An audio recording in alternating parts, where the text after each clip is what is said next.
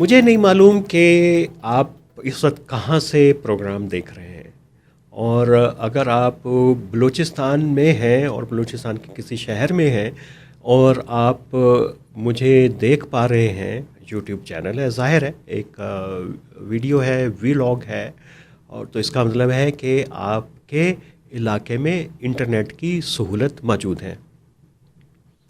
ظاہر ہے ہم ان سے مخاطب تو نہیں ہو سکتے جو مجھے دیکھ نہیں رہے، تو لیکن یہ اگر آپ دیکھ رہے ہیں تو اس کا مطلب ہے کہ حکومت بلوچستان جو ہے وہ ہائی کورٹ کے اس حکم نامے کے اوپر عمل درآمد شروع کر چکی ہے کہ ریسٹور کیا جائے انٹرنیٹ سروسز کو، اور یہ فیصلہ انہوں نے دیا تھا انٹرنیٹ جو کمپنیاں ہیں ان کی شکایت کے اوپر۔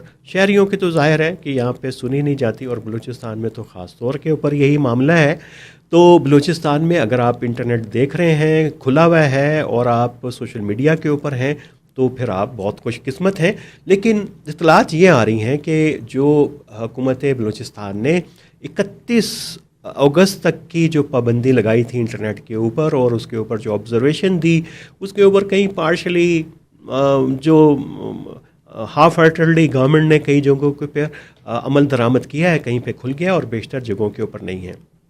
اور اگر آپ بلوچستان سے تعلق رکھتے ہیں، بلوچ ہیں، بلوچی ہیں، بلوچستانی ہیں، اور پاکستان کے کسی بھی حصے میں ہیں، دنیا کے کسی بھی حصے میں، تو یقیناً آپ جانتے ہوں گے کہ اس وقت یہ اس پابندی کی لگانے کی وجہ کیا تھی۔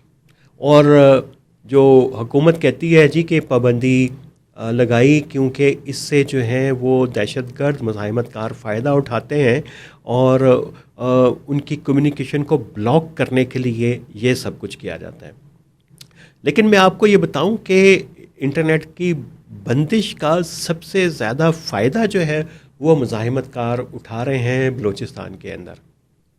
اور زہری سے جو خبریں آ رہی ہیں وہ آپ کے علم کے اندر ہوں گی کہ وہاں پہ کیا صورتحال ہے سیکیورٹی کی، اور جو مزاحمت کار ہیں وہ جاتے ہیں شہروں کے اوپر، ہلہ بولتے ہیں، اور کئی کئی گھنٹے قبضہ رکھتے ہیں۔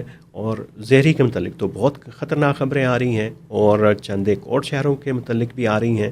اور وجہ یہ ہے کہ اگر وہاں پہ اس شہر کے اندر یا اس کے ارد گرد یا بلوچستان کے کسی اور شہر میں یا اس کے ارد گرد مزاحمت کار ہیں، یا اگر وہ ہائی وے کے اوپر آتے ہیں اور مفلوج کر دیتے ہیں کمیونیکیشن کو، ذرائع آمد و رفت کو، تو اس کا مطلب ہے کہ وہ ان کو پتہ ہے کہ اس وقت بلیک آؤٹ ہے، اور ان کی جو ریاست نے جو ان کو بلاک کرنے کے لیے کمیونیکیشن کو، اس کا فائدہ انہوں نے اٹھایا ہے، اور وہ خبر نہ صرف باہر نہیں جا سکتی بلکہ ریاست بھی اس طریقے سے افیکٹو آپریشنز ان کے خلاف نہیں کر سکتی، اور ان کی خبر بھی نہیں زیادہ آ سکتی باہر۔ تو وہ جو بندش ہے انٹرنیٹ کی، وہ اس کو اسٹریٹجک ایڈوانٹیج کے لیے جو ہے وہ اس وقت مزاحمت کار اپنے لیے استعمال کر رہے ہیں۔ اور یہ جو ہے ایک ریاست کو دیکھنے کی ضرورت ہے کہ یہ کیسے ہو رہا ہے۔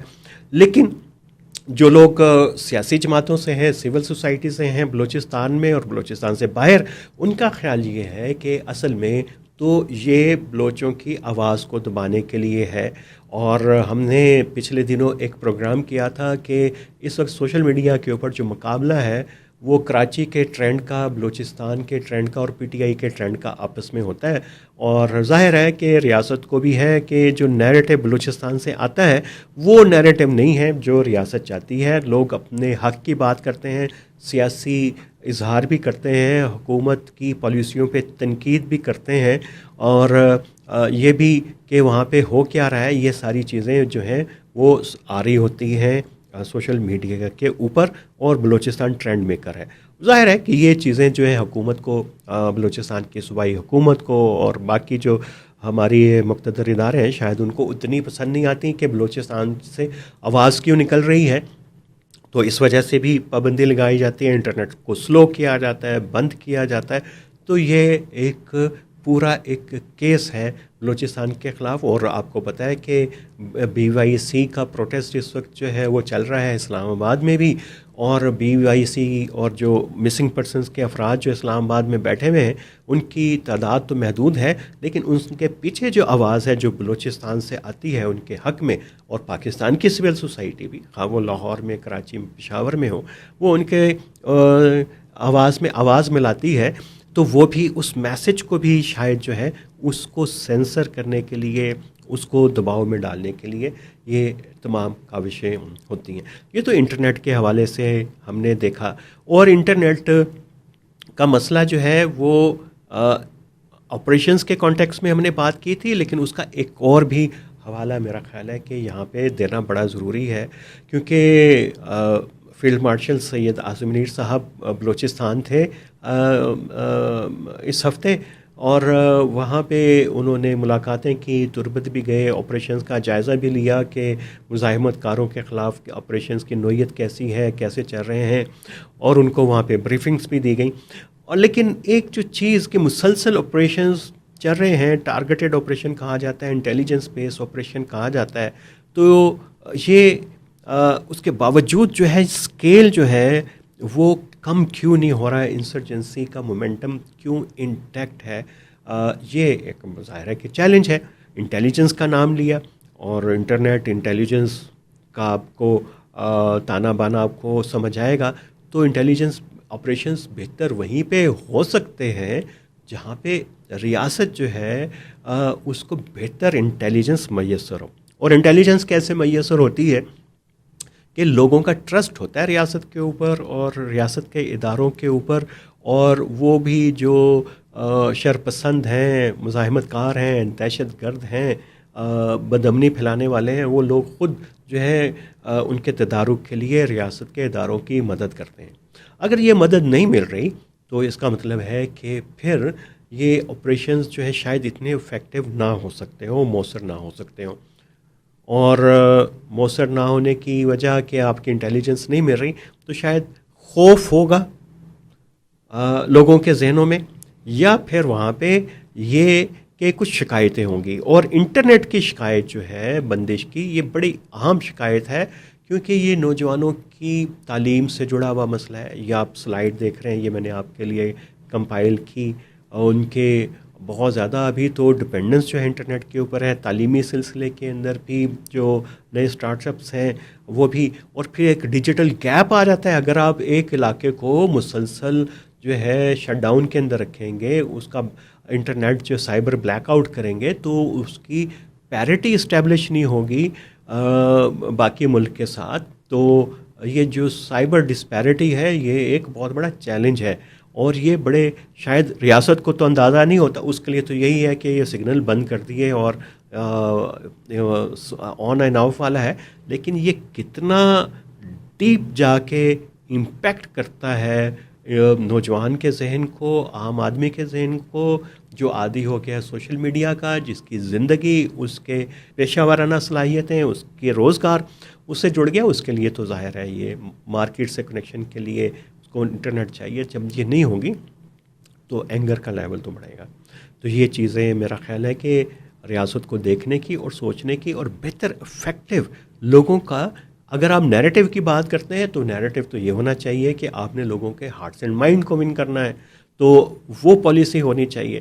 اگر آپ اس طرح کے قدغنے لگائیں گے اور اس قدغنوں سے, تو غصہ بڑھے گا اور آپ کی ریاست کی ساکھ کو ظاہر ہے کہ کوئی اس کا فائدہ زیادہ نہیں ہوگا. چلیں, اب ہم نے سیکیورٹی کی بات کی ہے تو ہم یہ بھی دیکھ لیتے ہیں کہ اس وقت بلوچستان میں اگست کا مہینہ ہم نے کہا تھا بڑا کریٹیکل ہوتا ہے. پچھلے مرتبہ BLA نے 26 اگست کو بڑا آپریشن لانچ کیا تھا ہیروف کے نام سے, اور اس دفعہ اتنا بڑا آپریشن تو لانچ نہیں ہو سکا, لیکن اس کی یاد کے اندر جو ہے ایک ڈاکومنٹری ریلیز کی ہے کالعدم BLA نے. اس میں وہی ان کا نیریٹو انہوں نے دہرایا ہے. لیکن آپ کو یہ حیرت ہوگی کہ اس مرتبہ جو ہے وہ اگست میں اور بلکہ کچھ مہینوں سے بلوچ ریپبلکن گارڈ جو ہے وہ بڑی ایکٹیو ہو گئی ہے. بلوچستان کے سیکیورٹی کے منظرنامے کے. یہ کیا وجہ ہے کہ یہ ہے کیا؟ تو یہ جو بلوچ ریپبلکن گارڈز ہیں یہ بنیادی طور کے اوپر بگٹی صاحب کے داماد تھے، بختیار ڈومکی سردار صاحب ہیں، ان کی جماعت تھی، انہوں نے بنائی تھی. اور سردار صاحب اطلاعات کے مطابق لندن میں ہیں، اور یہ فنکشنل ہو جاتی ہے کبھی، اور کبھی بالکل ڈائی فنکشنل ہے، کبھی ایکٹیو نہیں ہوتی. وہ بہت عرصے سے اس کا تو نام ہی جو ہے وہ منظرنامے سے لگتا تھا غائب ہو گیا. اگرچہ یہ مزاحمت کاروں کی جو ملیٹنٹ گروپس ہیں بلوچ، ان کا شورش پسند گروپ ہے، ان کا حصہ ہے، لیکن یہ ابھی تک اتنی منظر عام کے اوپر نہیں تھی. اچانک اس نے بہت سارے جو ہیں حملے کیے، اور اس نے بی ایل اے کے اسٹائل کے اوپر شاہراہوں کے اوپر آ کے جو ہے وہ قبضہ کرنا اور ٹریفک کو، آمد و رفت کو ڈسٹرب کرنا اس نے بھی شروع کر دیا. اب اس کے اوپر کئی اسپیکولیشن چل رہی ہیں، کیونکہ سرداروں کی جو جماعتیں ہیں وہ کم ہی رہ گئی ہیں. بی ایل اے آزاد ہے اور یہ گارڈ ہے، تو یہ زیادہ پرومیننٹ ہے. تو یہ شاید بی ایل اے نے اور بی ایل ایف نے اسٹریٹجی میں تبدیلی کی ہے کہ براس تو میرا خیال ہے کہ ابھی فنکشنل نہیں ہے اس طریقے سے، کہ بھئی سرداروں کی جماعتوں کو بھی جو ہے وہ موقع دیا جائے. پھر ایک یہ بھی چل رہا ہے کہ شاید پیسے آئے ہیں کہیں سے سردار صاحب کے پاس، اور یہ اسی وجہ سے جو ہے یہ ایکٹیو ہوئی ہے ریپبلکن گارڈ. کیونکہ سردار اپنی جیب سے پینی نہیں لگاتا، یہ تو بہت مشہور ہے. اور جب سرداروں کی پروردہ جماعتیں جب ایکٹیو ہوتی ہیں تو اس کا مطلب ہے کہ کہیں دال میں کالا ضرور ہے. اور یہ جو پرسپیکٹیو جو میں آپ کو بتا رہا ہوں، یہ میں نے بلوچستان سے کلیکٹ کیا ہے. بلوچستان کے 2 صحافیوں سے بات ہوئی، اور دونوں بہت ہی مستند صحافی ہیں جن سے یہ معلومات مل رہی ہیں، اور ظاہر ہے کہ ان کی نبض، ان کی معلومات جو ہیں عام لوگوں سے مستعار ہوتی ہیں. تو یہ نیریٹو چل رہا ہے کہ یہ گروپ اس لیے وہاں پہ زیادہ ایکٹیو ہو گیا. تو آج کے لیے ہم چاہ رہے تھے کہ یہ بتائیں، اور پھر ہم اگلے ہفتے دیکھیں گے کہ باقی جو عسکریت پسند مزاحمت کار جو گروپ ہیں وہ بلوچستان میں کیا کر رہے ہیں. تو انٹرنیٹ کی طرف حکومت کو بہت سیریسلی دیکھنا چاہیے. یہ سیکیورٹی کے مسائل کو شاید حل نہیں کر رہا، یہ بد اعتمادی کی اس فضا کو بڑھاوا دے گا جس کی روک تھام کے لیے حکومت آپریشن کرنے جا رہی ہے. ہم بار بار کہتے ہیں کہ سیکیورٹی کے ساتھ ساتھ ایک پولیٹیکل سلوشن اپروچ بڑی ضروری ہے، جو بلوچستان میں ابھی تک مسنگ ہے. تو اب دیکھیے آنے والے دنوں میں ہوتا کیا ہے. تو ہم آپ کو فریش پرسپیکٹیو دیتے رہیں گے نیریٹیوز ود عامر رانا میں. تو جڑے رہیے ود NAR TV.